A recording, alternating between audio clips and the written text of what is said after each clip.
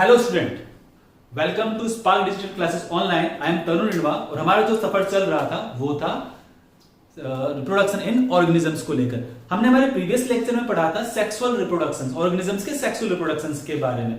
जैसे कि हमको पता है कि sexual reproduction is by parental condition, है ना। सेक्सुअल रिप्रोडक्शन कंडीशन कैसी होगी? By parental. और इस बाई पेरेंटल कंडीशन में एक गैमेट होगा जो कंटेन करेगा मेल को और दूसरे गैमेट्स होगा फीमेल का, and these gamete are fuse to form the zygote. ठीक है, ये हमने स्टडी कर रखा है। अब इस जाइगोट में क्या हुआ? This zygote having a different genetic combination, different genetics combination, क्योंकि इस जाइगोट में हाफ जेनेटिक पार्ट किसका आया है? फादर का, और हाफ जेनेटिक पार्ट किसका आया है? मदर का। तो इन दोनों के जेनेटिक कॉम्बिनेशन से यहां बना रिकॉम्बिनेशन, एक नया कॉम्बिनेशन बनेगा। तो ये जाइगोट होगा, उसमें मदर एंड फादर दोनों के कैरेक्टर्स के, दोनों के हेरिडिटरी इंफॉर्मेशन का एक मिक्सिंग होगा, और रिकॉम्बिनेशन के कारण दे लीड्स टू वेरिएशन। इसलिए ऑफस्प्रिंग ना तो अपने पेरेंट्स के रिजेंबल्स होते हैं, ना ही अपने सिबलिंग के रिजेंबल्स होते हैं। And this variation is the raw material for the evolution. ये हमने हमारे प्रीवियस लेक्चर में देख रखा है ना। और साथ साथ हमने क्या पढ़ा था? Phases of the sexual reproduction. ठीक है, phase of the sexual reproduction. Sexual reproduction के टोटल 3 फेज होते हैं: juvenile phase, reproductive phase and senescence and death. Juvenile phase के अंदर कोई भी ऑर्गेनिजम्स अपने आप को रिप्रोडक्शन के लिए कैपेबल बना रहा, it is not the reproductively capable, वो अपने आप को रिप्रोडक्शन के लिए कैपेबल बना रहा है। और reproductive phase is the mature phase, वो एक मैच्योर फेज है जिसमें ऑर्गेनिजम्स एक्चुअली रिप्रोडक्शन के लिए कैपेबल हो चुका है। और सेनेसेंस फेज वो फेज होती है जिसमें ऑर्गेनिजम्स अपने रिप्रोडक्शन की पावर को लॉस कर देता है। फिर हमने क्या पढ़ा था? फेजेस के बारे बाद में हमने स्टडी किया था सेक्सुअल रिप्रोडक्शन इन प्लांट के बारे में। ठीक है, देखो हमने हमारे स्टार्टिंग के लेक्चर्स में ये देखा था कि किसी भी एंजियोस्पर्मिक प्लांट, जो फ्लावरिंग प्लांट्स होते हैं, उनमें सेक्सुअल रिप्रोडक्शन का नॉलेज कब होगा, या सेक्सुअल रिप्रोडक्शन के बारे में हमें पता कब चलेगा? It is the beginning of the flowering. ठीक है, सेक्सुअल रिप्रोडक्शन कब होगा? When plant shows the flowering. जैसे ही प्लांट अपने फ्लावरिंग को शो करेगा, प्लांट में फ्लावरिंग स्टार्ट होगी, that means plant is able for the reproduction. और on the basis of flowering we have 2 types of plant. On the basis of flowering, appearance of the flowering, number 1 is the monocarpic and number 2 is polycarpic. 2 type की flowering के basis पे plant है। Monocarpic plants वो होंगे जो अपने life time में only एक बार फ्लावरिंग करते हैं, फ्रूटिंग करेंगे और उनकी डेथ हो जाती है। अब चाहे उनका लाइफ साइकिल 1 ईयर का हो, चाहे उनका लाइफ साइकिल 2 ईयर का हो, चाहे उनका लाइफ साइकिल 100 ईयर्स का ही क्यों ना हो, उनमें फ्लावरिंग लाइफ में केवल एक बार होगी, उसके बाद में प्लांट की डेथ हो जाएगी। तो अगर एनुअल प्लांट भी इस एग्जाम्पल में आते हैं, बाइनोअल प्लांट भी इस एग्जाम्पल में आएंगे, एंड पेरेनियल प्लांट भी इसी एग्जाम्पल्स में आने वाले हैं। ठीक है, एनुअल प्लांट जिनका लाइफ साइकिल या लाइफ स्पेन 1 ईयर का होता है, बाइनोअल प्लांट जिनका लाइफ साइकिल या लाइफ स्पेन 2 ईयर्स में कंप्लीट होता है, और पेरेनियल्स वो होते हैं जिनका लाइफ स्पेन कई सौ सालों के अंदर कंप्लीट होता है। अब पेरेनियल के अंदर हमारे पास सबसे बेस्ट एग्जांपल आया था, वो तो हमारे पास में बैम्बू स्पीसीज को लेकर, है ना। कहा जाता है कि बैम्बू जो प्लांट्स होते हैं, उन बैम्बू प्लांट के अंदर 50 से 100 ईयर्स में बस एक बार फ्लावरिंग होती है, और उसके बाद में बैम्बू प्लांट्स की डेथ हो जाती है, वो एक्सपायर हो जाएगा। दूसरा जो हमारे पास में एग्जांपल था वो था नीलकुरिंजी, है ना। नीलकुरिंजी जो प्लांट है उसके अंदर 12 ईयर्स में हर 12 साल बाद फ्लावरिंग होती है, उसके बाद में प्लांट की डेथ हो जाती है। इसके अलावा एक प्लांट और है अगेव, इसे हम सेंचुरी प्लांट भी कहते हैं। अगेव को सेंचुरी प्लांट कहते हैं। 100 ईयर्स में एक बार इसमें फ्लावरिंग होगी। इनका देखो लाइफ स्पेन 100 ईयर्स का है, बट इनमें फ्लावरिंग वन टाइम हुआ, उसके बाद में प्लांट की डेथ हो जाता है। That's why they are the perennial as well as the monocarpic. Perennial इसलिए क्योंकि इन्होंने 100 ईयर का लाइफ स्पेन कंप्लीट किया है, और मोनोकार्पिक इसलिए because they having only one time flowering in their life span. अब इसी के साथ अपने पढ़ा था पॉलीकार्पिक के बारे में। पॉलीकार्पिक प्लांट्स वो होंगे जो अपने लाइफ में कई बार फ्लावरिंग करते हैं। इनका एक जुवेनाइल फेज होगा। अगर मैं मैंगो ट्री की बात करूं, if you talking about the mango tree, तो 5 to 6 years,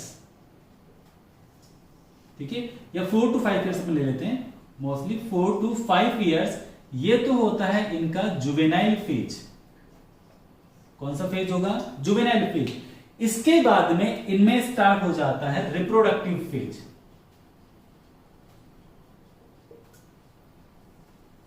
reproductive phase that means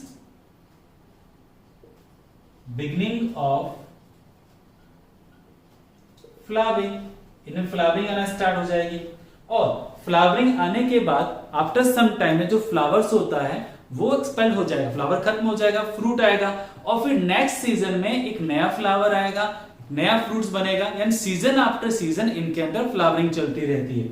तो सीजन आफ्टर सीजन यानी कि एक साल बाद उसका फ्लावर आया, उसके बाद में नेक्स्ट ईयर वापस फ्लावर आएंगे, उसके बाद नेक्स्ट ईयर वापस फ्लावर आएंगे। इसको अपन बोलते हैं inter flowering period. Important term है इंटर फ्लावरिंग पीरियड, ठीक है। अब इंटर फ्लावरिंग पीरियड एक्चुअली होता है क्या है? इंटर फ्लावरिंग पीरियड क्या होगा? Beginning of flower year after year, साल दर साल, ठीक है। एक बार फ्लावर बिगिंग्स हो गया, फ्लावर बनना स्टार्ट हो गया। फ्लावर बनना कब स्टार्ट होगा? रिप्रोडक्टिव फेज में। और फिर उसके बाद में साल दर साल उसके अंदर फ्लावर्स आते रहते हैं, तो उसे अपन बोलेंगे इंटर फ्लावरिंग पीरियड। अब हमारे एनसीईआरटी में क्वेश्चन बना रखा है कि ये इंटर फ्लावरिंग पीरियड जो होगा, क्योंकि जब इंटर फ्लावरिंग पीरियड का मतलब क्या हो रहा है कि फ्लावर आ गया, उसके बाद में फ्लावर नहीं है, फिर आफ्टर सम टाइम वापस फ्लावर आएगा। तो क्या ये inter flowering period juvenile phase है या रिप्रोडक्टिव फेज है? तो हमारा आंसर तो सिंपल सा ये रहेगा कि जो इंटर फ्लावरिंग पीरियड है वो एक्चुअली जुवेनाइल फेज तो नहीं है, क्योंकि वो उसने स्टेज कंप्लीट कर ली है। वो भी कौन सी स्टेज के अंदर है? रिप्रोडक्टिव फेज में, है ना। कौन सी स्टेज में होगा? रिप्रोडक्टिव फेज में। लेकिन इंटर फ्लावरिंग पीरियड को मोस्टली कहा जाता है रिकवरी फेज या रिकवरी स्टेज कह सकते हैं। ये आएगा रिप्रोडक्टिव के अंदर, ये जुवेनाइल का पार्ट नहीं है, it is the part of the reproductive, क्योंकि इसमें साल दर साल फ्लावर आ रहे हैं। This is known as the recovery phase. अब रिकवरी फेज में हो क्या रहा है?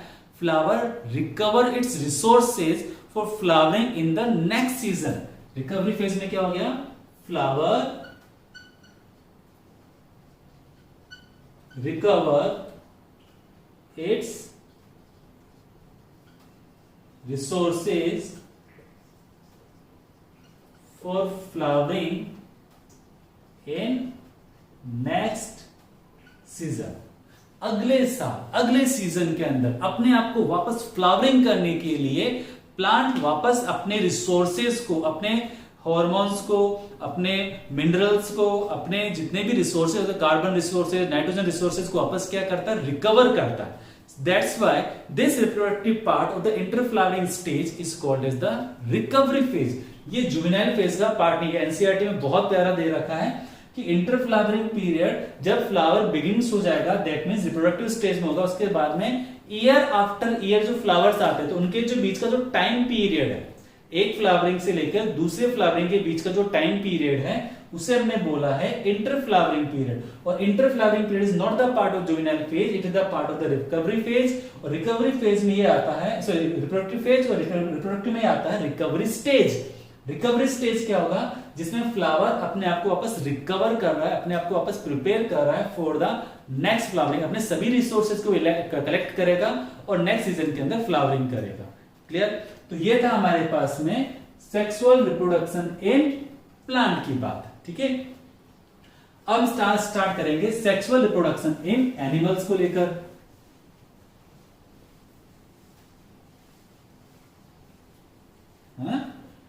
तो हमारे पास नेक्स्ट क्या आ गया, सेक्सुअल रिप्रोडक्शन इन एनिमल। ठीक है, अब सेक्सुअल रिप्रोडक्शन जब एनिमल में स्टार्ट होता है, किसी भी एनिमल्स में, तो उसका इंडिकेशन, उसका पता कैसे चलता है ना। तो सेक्सुअल रिप्रोडक्शन जब एनिमल्स में होगा तो उसमें दो सबसे बड़े चेंजेस होंगे। एक तो होगा उसका फिजियोलॉजिकल चेंज, एक होगा उसका behavioural change. When any animal reach to reproductive phase, then they shows physiological as well as the behavioral changes. ठीक है, these physiological and behavioral changes marks the reproductive phase in animals. Clear है यहां पर? Now ये जो physiological और behavioural changes है, ये हर ऑर्गेनिजम्स में थोड़े अलग अलग होते हैं, इनके ब्रीडिंग पैटर्न के हिसाब से थोड़ा सा डिफरेंट होता है। अब इसकी ब्रीडिंग पैटर्न की हम बात करें तो there are some animals, those are the seasonal breeder,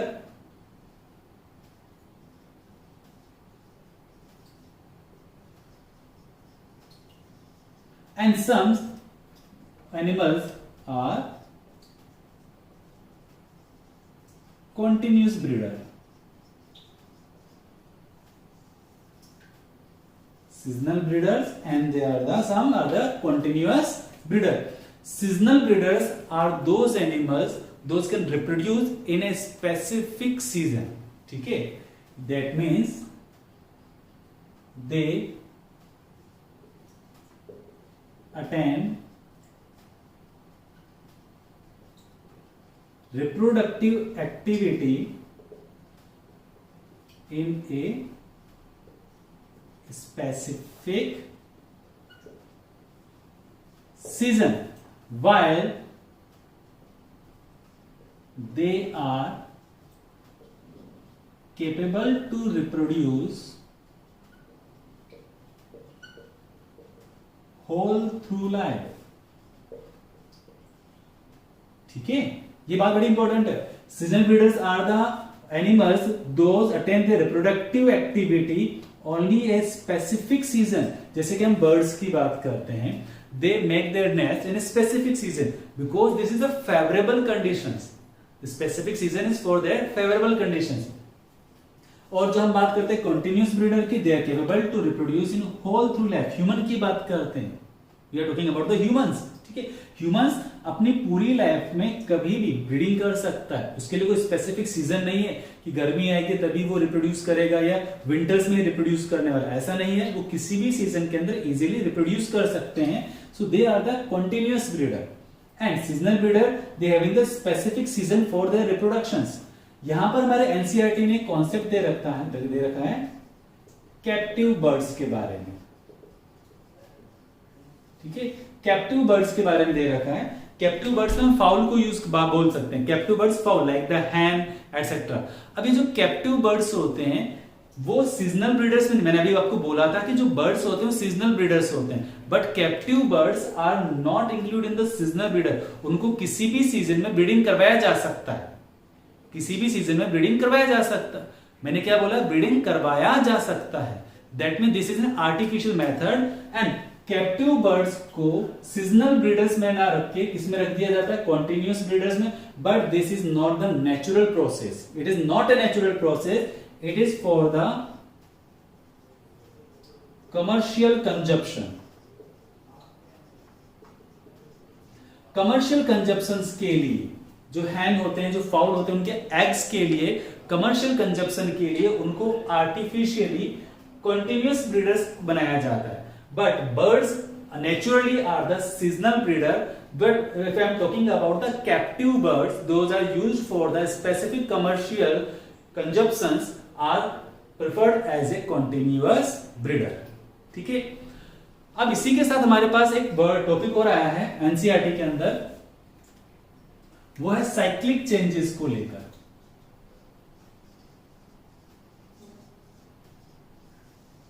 reproductive stage के अंदर, रिप्रोडक्टिव स्टेज आने पर there some so specific cyclic changes. अब साइक्लिक चेंजेस होंगे किसमें, ये समझ लीजिए आप। साइक्लिक चेंजेस हमारे पास जो होने वाले हैं, they are performed in female. Cyclic changes किसमें होंगे? फीमेल में। साइक्लिक चेंजेस रिप्रोडक्टिव स्टेज में स्टार्ट होंगे in the ovary and their accessory reproductive. ठीक है, आप समझ गए? तो फीमेल, और फीमेल भी कौन सी रहेगी? Mammalian female. Clear? So cyclic changes in animal performed by the mammalian female, and cyclic changes जो होने वाले हैं they are part in the ovary and their accessory reproductive tract.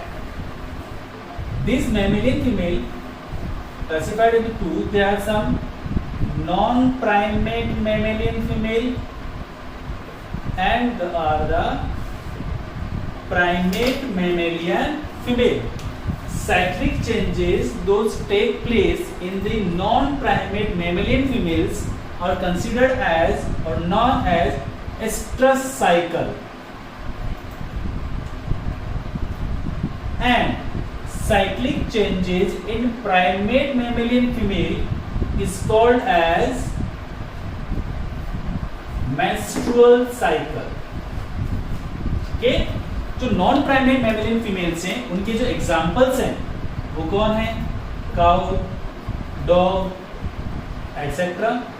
और जो प्राइमेट मैन जो है उनमें एग्जांपल कौन आ जाएगा? Human, app etcetera. क्लियर है यहाँ तक? तुम्हारे पास में क्या हुआ? सेक्सुअल रिप्रोडक्शन एनिमल्स में हुआ, फिजियोलॉजिकल बिहेवियरल चेंजेस होते हैं, some are the seasonal breeder, some are the continuous breeder, and cyclic changes performed by the mammalian female. They may be non-primate and primate. In non-primate cyclic changes is referred as stress cycle, and in primate में जो cyclic changes होंगे they are considered as an menstrual cycle. Clear है यहाँ पर? अब female चाहे animal हो चाहे प्लांट हो, ठीक है, ये जो इनके अंदर फेजेस जो चेंजेस होते हैं, जब transmission of the phase from the juvenile phase to reproductive phase, from the reproductive phase to the old phase then death, ये जो चेंजेस आ रहे हैं फेजेस के, दे ऑल आर, इसके लिए जो रेस्पॉन्सिबल है, दीज ऑल आर हॉर्मोन्स, ठीक है, responsible of the phase change in animal as well as in plant is performed by the hormones. बहुत सारे हॉर्मोन्स हमारे प्लांट्स में, एनिमल्स को लेकर, and these hormones are responsible for the phase changes. Clear? चलिए,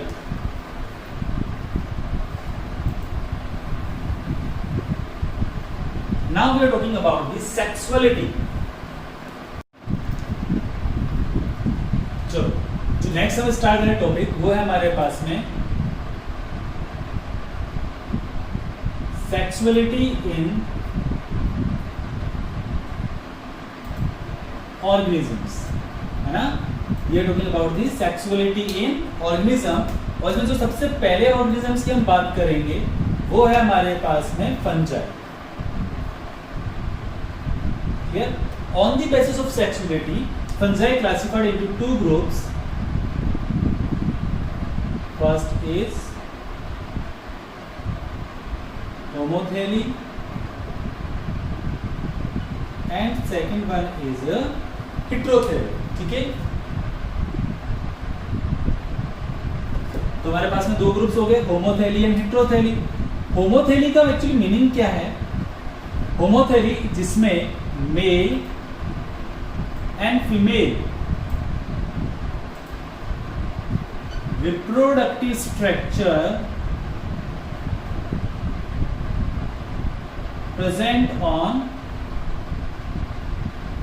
same thallus, जिसमें male and female जो reproductive structure है they are present on the same thallus, that's why this is considered as a homothely type of sexuality in fungi. अगर हम इसकी example की बात करें तो हम एग्जाम्पल में ले लेंगे पक्सीनिया। क्लियर? अब आपको पता ही चल गया हेटेरोथेली का एक्चुअली मीनिंग क्या होगा। हेटेरोथेली स्ट्रक्चर्स में male and female reproductive structure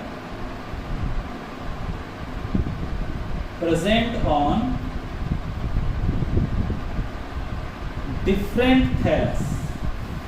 okay, और इसका जो हम एग्जाम्पल लेंगे वो एग्जाम्पल हम ले लेते हैं पेनिसिलियम।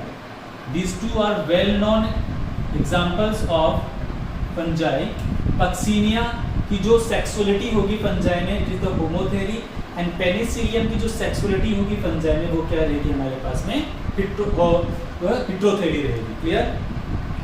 चलिए ये तो हुआ फंजाई के बारे में। अब हम लेते हैं next point, sexuality in plant.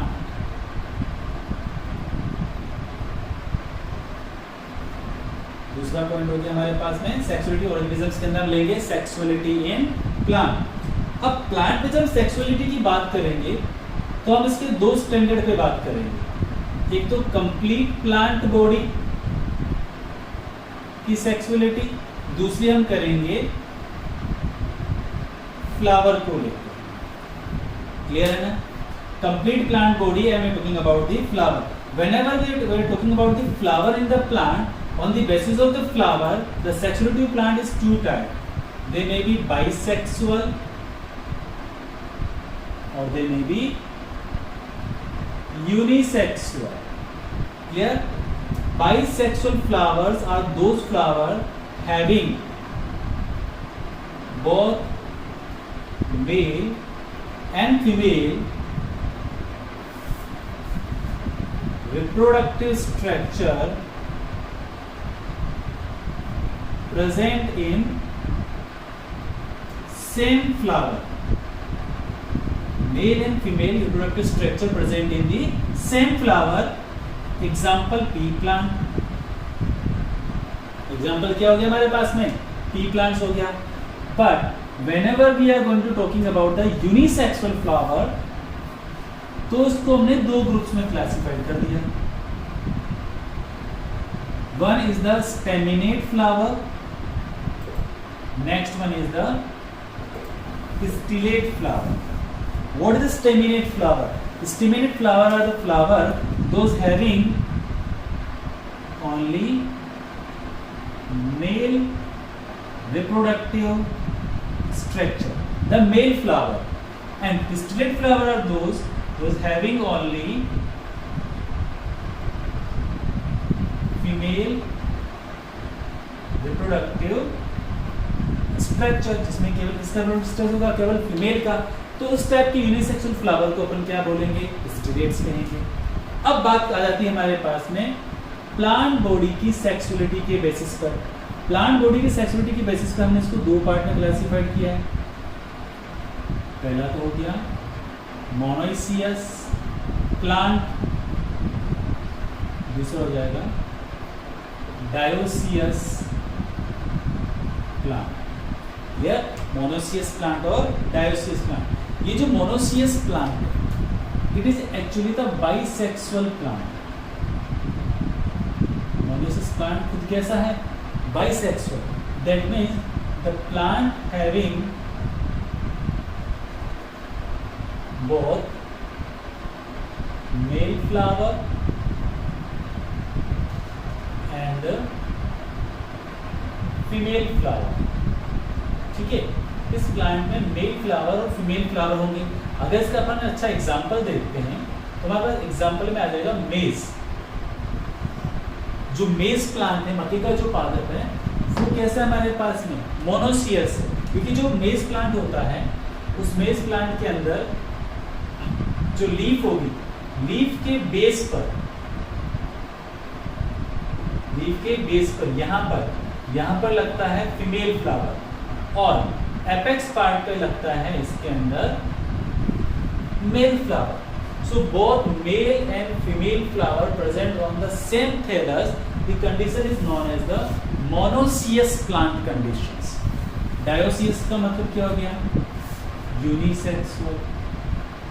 That means male plant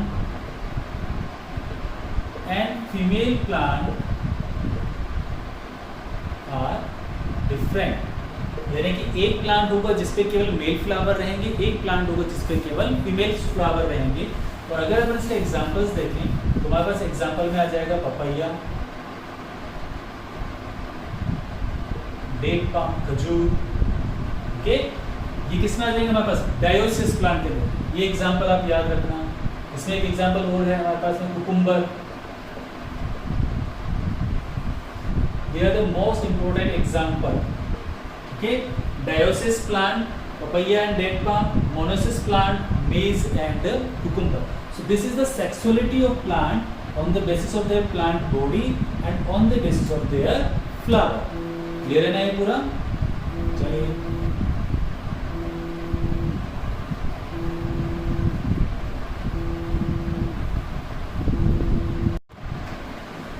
ठीक है, तो हम क्या बात कर रहे थे मार्केंसिया को लेकर। जो मार्केंसिया का जो प्लांट है ना, जो मार्केंसिया का प्लांट है, इस मार्केंसिया के प्लांट के अंदर क्या होगा कि जो मेल स्ट्रक्चर है और जो फीमेल स्ट्रक्चर है वो एक दूसरे से क्या है, डिफरेंट है ना। मेल प्लांट अलग होगा और फीमेल प्लांट में क्या रहेगा, अलग रहेगा। मेल प्लांट जो होगा उस पे जो मेल स्ट्रक्चर है, जो मेल होगा उसका नाम रहेगा antheridium, and this antheridium is grow over stalk. एक स्टॉक के ऊपर एंथेरिडियम बनता है। This stalk is known as antheridiophore, and जो फीमेल स्ट्रक्चर है उसका नाम होता है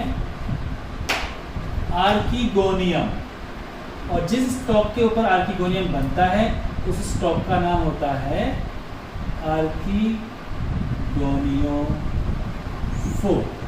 ठीक है, ये स्टॉक के नाम है जिसके ऊपर वो स्ट्रक्चर्स बन रही है। मार्केंसिया आपके बुक का एग्जांपल है, वेरी इंपॉर्टेंट। बुक में एग्जांपल दे रखा है, डायग्राम के साथ दे रखा है। फीमेल स्ट्रक्चर और मेल स्ट्रक्चर दोनों में क्या रहने वाली अलग अलग, और जब फीमेल स्ट्रक्चर और मेल स्ट्रक्चर किसी प्लांट में डिफरेंट रहती है तो ऐसे प्लांट इस कंडीशन में आएंगे, उनका नाम होता है डायोसियस। वो प्लांट इस कैटेगरीज में आएंगे, उस प्लांट की कैटेगरीज का नाम क्या रहेगा, डायोसियस प्लांट्स रहेंगे।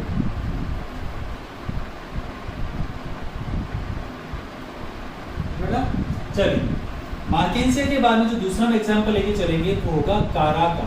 ये भी हमारे बुक के अंदर डायग्राम के साथ दे रखा है। कारा is a monoecious plant, monoecious plant. ये कौन सी कैटेगरीज में आएगा, मोनोसियस। एक्चुअली कारा है क्या, this is A green algae. ये प्लांट की इस कैटेगरी में आ रहा है, दिस इज ग्रीन एल्गी। अगर मार्केंसिया की बात करो, दिस इज ए ब्रायोफाइटा, ये ब्रायोफाइटा। कारा मोनोसियस से, that means mail reproductive structure, female reproductive structure एक ही प्लांट में प्रेजेंट होंगे। ठीक है, mail reproductive structure and female reproductive structure present on the same plant because they are monoecious. जो इनका मेल रिप्रोडक्टिव स्ट्रक्चर है, this is called as nucule. Antheridium भी कह सकते हैं, बट इसको स्पेसिफिक नाम दिया गया है nucule. Female reproductive structure is known as globule. It is also very important because it present in your NCERT book with diagram. ठीक है, तो कारा is a green algae, monoecious plant होगा, मेल रिप्रोडक्टिव स्ट्रक्चर न्यूक्यूल है और female reproductive structure का नाम क्या रहेगा, ग्लोब्यूल। और लास्ट में हम जिस एग्जांपल्स की बात करेंगे वो एग्जांपल होगा एनिमल की, है ना। अब एनिमल्स भी अगेन टू टाइप्स के सेक्सुअलिटी की बेसिस पर, unisexual animal and bisexual animal. Unisexual animals are those animals having the single sex in one organism, only one sex in one organism. Example, human. Human is example. जो book में example दे रखा है वो दे रखा है cockroach का। Cockroach is also unisexual animal. And bisexual को एक टर्म्स और दी जाती है हर्माफ्रोडाइट। क्या टर्म दी गई है, हर्माफ्रोडाइट। एंड जो इसका एग्जांपल है हर्माफ्रोडाइट का वो है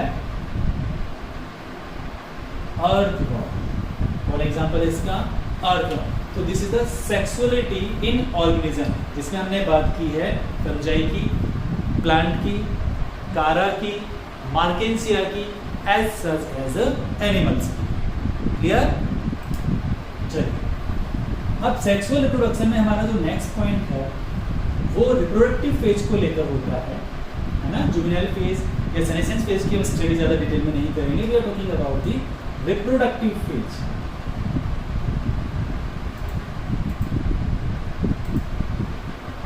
एंड इस रिप्रोडक्टिव फेज को हमने 3 पार्ट में 3 स्टेजेस के अंदर क्लासिफाइड किया है, डिवाइड किया है इसको। फर्स्ट कौन सा रहेगा? Pre fertilization, second fertilization, and जो लास्ट होगा वो रहेगा पोस्ट फर्टिलाइजेशन। 3 स्टेज होगा हमारे पास में। अब प्री फर्टिलाइजेशन का जो सबसे पहला पॉइंट रहेगा वो रहेगा गैमेटोजेनेसिस। देखो जैसे नाम से ही कंफर्म हो रहा है, gametogenesis, that means formation of gamete का बनना। रिप्रोडक्टिव स्टेज जब भी स्टार्ट होगी उसमें सबसे पहला जो पॉइंट आएगा वो रहेगा प्री फर्टिलाइजेशन। हम आगे जो चैप्टर्स पढ़ेंगे उनकी स्टार्टिंग बिल्कुल ऐसी ही है, चाहे वो रिप्रोडक्शन इन फ्लावरिंग प्लांट्स हो या रिप्रोडक्शन इन एनिमल या ह्यूमंस की बात करेंगे। सबसे पहले हम बात करेंगे गैमेटोजेनेसिस की, यानी formation of gametes. If organism is diploid, then due to the result of meiosis, 4 haploid gametes are formed. But if organism is haploid, then due to the result of mitosis, only 2 gametes are. Diploid है तो meiosis, haploid है तो mitosis, resultant 4 gametes, resultant 2 gametes. There is a question in NCERT, that is what is meiocyte, है ना? What is meiocyte? चलो अपन इसको देखते हैं। मियोसाइट को, ये वर्ड हमने अलग किया मियोसाइट का, ये वर्ड अलग किया हमने मियोसाइट का।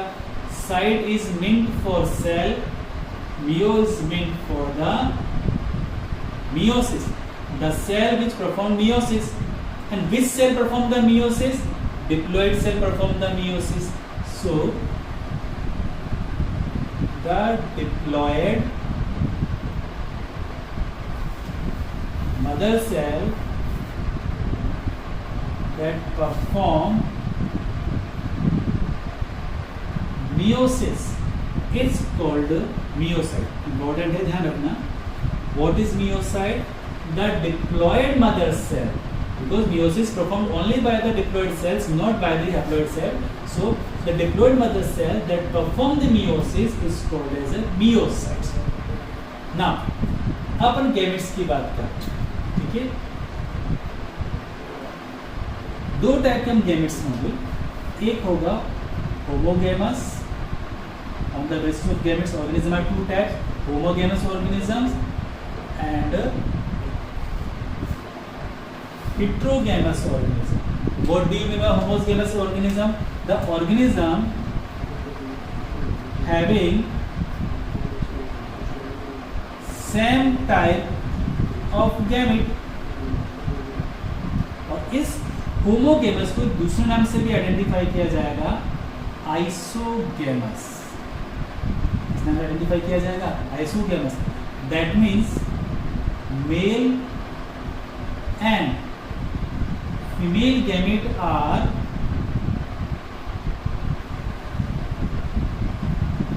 structurally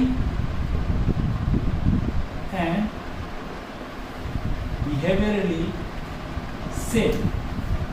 You cannot differentiate between male gamete and female gamete. हम मेल गैमेट और फीमेल गैमेट को एक दूसरे से डिफरेंशिएट नहीं कर सकते. वो स्ट्रक्चर में एक दूसरे का आइडेंटिकल होंगे, वो बिहेवियर में एक दूसरे का आइडेंटिकल होंगे, तो हम उसको किस नाम से जानेंगे? आइसोगेमस के नाम से. But if you are talking about the heterogamous, तो हेटेरोगेमस को 2 कैटेगरीज में क्लासिफाइड किया है. एक कहा है इसको एनाइसोगेमस, दूसरा नाम रखा है इसको oogamous. Anisogamous and oogamous. Anisogamous क्या होगा? In which male gamete is slightly smaller and more motile than female gamete. That means ये हमारे पास में male gamete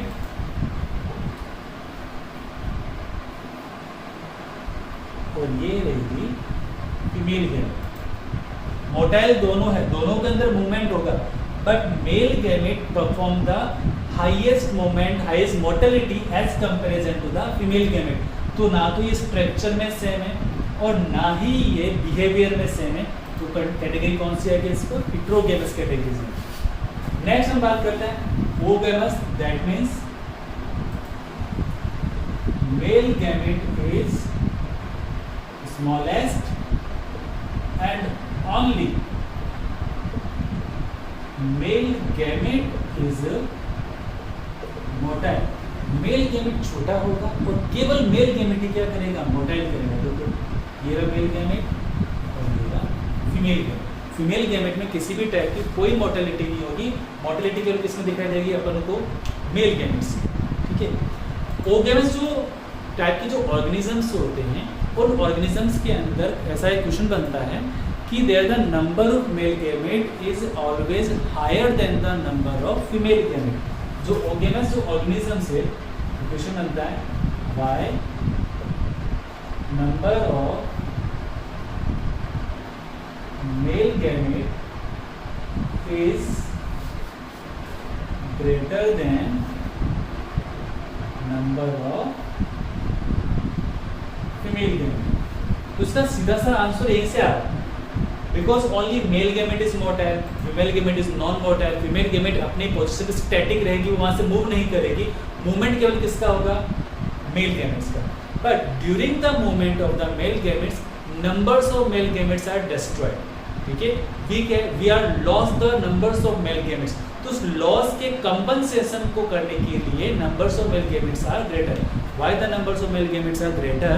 Because during the movement of male gametes towards the female gamete, to fulfill the compensation of loss, number of male gamete is always greater than the number of female gamete. तो ये तो बात हुई हमारे पास में gametogenesis को लेकर, जो कि प्री फर्टिलाइजेशन का सबसे पहला स्टेज है। अब प्री फर्टिलाइजेशन के अंदर जो दूसरा स्टेज होगा,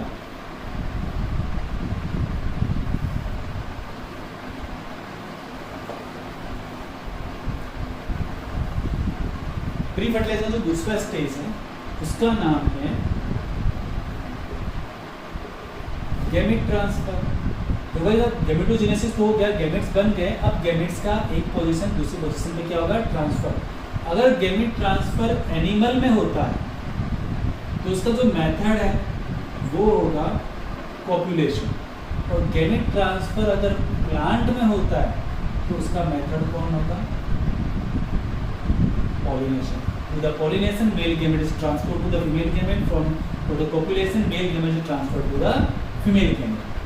अब gamete transfer के बाद में जो next step होगा वो fertilization. That means male gamete and जो female gamete होंगे वो क्या करेंगे, fuse कर जाएंगे. The fusion of male gamete and female gamete is known as fertilization. And on the basis of fertilization, there are two types of organisms. The organisms in which the fertilization take place outside the female body. External fertilization,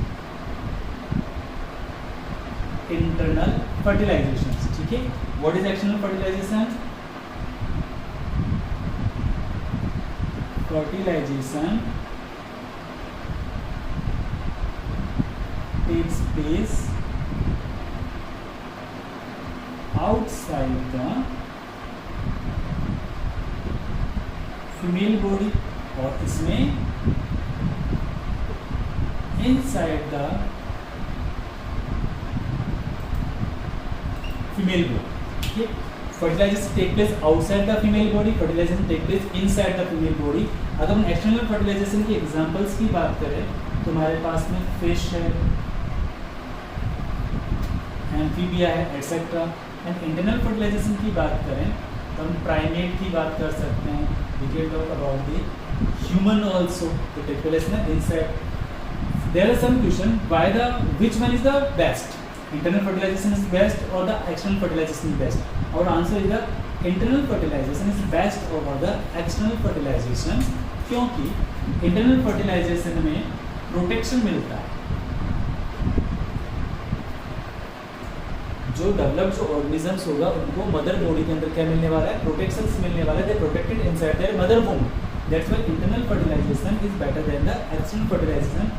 यहाँ पर organisms की life को threaten होगा,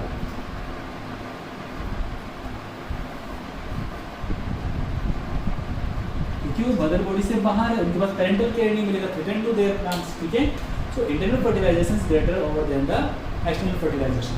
और हमारा आज का जो लास्ट टॉपिक है वो है post fertilization event.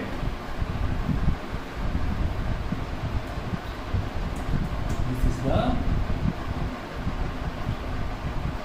Post fertilization event. अब पोस्ट फर्टिलाइजेशन इवेंट में जो सबसे पहला पॉइंट है वो है जाइगोट। जैसे ही मेल गैमेट और फीमेल गैमेट फ्यूज होंगे, ये मेल गैमेट, ये फीमेल गैमेट, इनकी फ्यूज होने के बाद में क्या बनेगा, एक डिप्लॉयड जाइगोट बनेगा। This is a single cell zygote, is always single cell. When the male gamete and female gametes are fused, they form a diploid zygote, and diploid zygote is a single cell. And इस single cell organisms के अंदर millions of times क्या होगा, mitosis, and as a result of mitosis multi cellular organisms are form. हमारा जो formation है वो एक सिंगल सेल से हुआ। उस सिंगल सेल का नाम क्या है, zygote. Zygote is a single cell through which numbers of mitosis take place and form a multicellular organisms, and also the zygote is a vital link। ये बहुत इंपॉर्टेंट वर्ड है।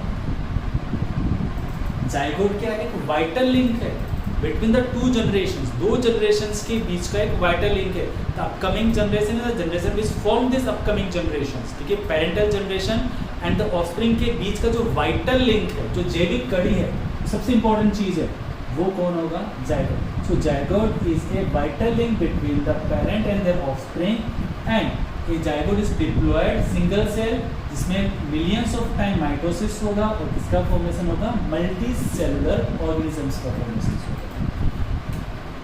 जाइगोट के बाद जो दूसरा पॉइंट है वो है एम्ब्रियोजेनेसिस। एम्ब्रियोजेनेसिस का मतलब जब जाइगोट में माइटोसिस स्टार्ट हुआ तो एक एम्ब्रियो बना, this is called as embryogenesis.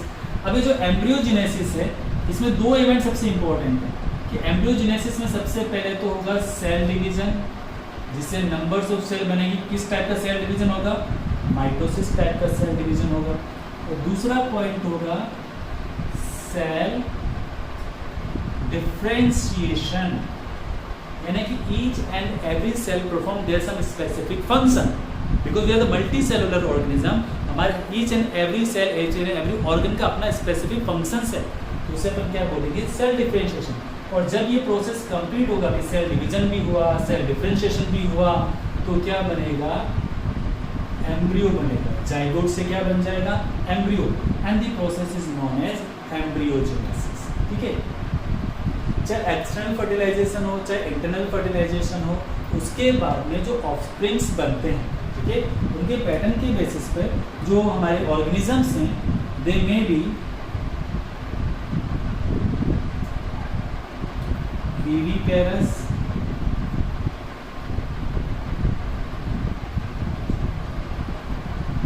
Oviparous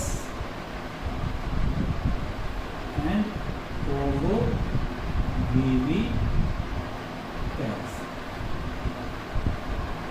embryo development के बेसिस पर there are the three type of organism, viviparous, oviparous and ovoviviparous organism. Viviparous organisms are those organism जिनके अंदर फर्टिलाइजेशन इंटरनल होता है। They takes internal fertilization, and after the internal fertilization the complete embryo development take place inside the mother womb. Viviparous, the complete embryo development take place inside the mother womb and they gives fully term offspring. They give fully term offspring. Oviparous condition में क्या होगा? They actually lay eggs. ये eggs देंगे and development of organism में development of embryo take place outside the female body. Internal fertilization होगा, fertilization internal हुआ, but embryogenesis और embryo development take place outside the body in a calcareous cell. In a calcareous cell. This calcareous cell is called as egg. Ovoviviparous. They gives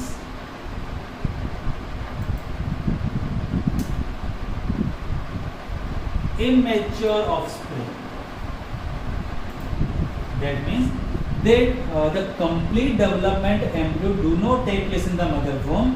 When the embryo development start in the mother womb, they gives the immature embryo. इसका जो सबसे अच्छा example है, हम बात करते हैं marsupials को लेकर. What is marsupial? Marsupial actually the paused animal. Animal से बेटर हम बोल देते हैं पाउस्ड मैमल. ओके, जिनके पास में अपने एम्ब्रियो को, जो इमेच्योर एम्ब्रियो हुआ है, उसको मैच्योर होने तक वो अपने पाउच में रखते हैं. और इसका अच्छा एग्जांपल कौन है हमारे पास में? Kangaroo. Okay, they are the ovoviviparous condition. When the kangaroo gives his offspring, it is only 6 inch in size. वो केवल 6 इंच का होता है. And the rest of development, the rest of embryonic development of this 6-inch embryo take place in a pouch which is present in this mammal. That's why such mammals are known as the marsupial mammals. Marsupial mammals are those mammals those having a paused mammals. Clear? तो हमने बात की viviparous, they gives the fully term offspring like us. Oviparous, they lay egg, or egg is a calcareous cell in which the embryo development take place outside the female body. And oviparous condition, they give the immature offspring, and their maturity, their complete maturation take place in a pouch-like structure. And this pouch-like structure is present in marsupial mammals. They are the pouch mammals. Example होगा kangaroo. ठीक है, तो इसी के साथ हमारा reproduction in organisms complete हो चुका है. क्लियर? Thank you.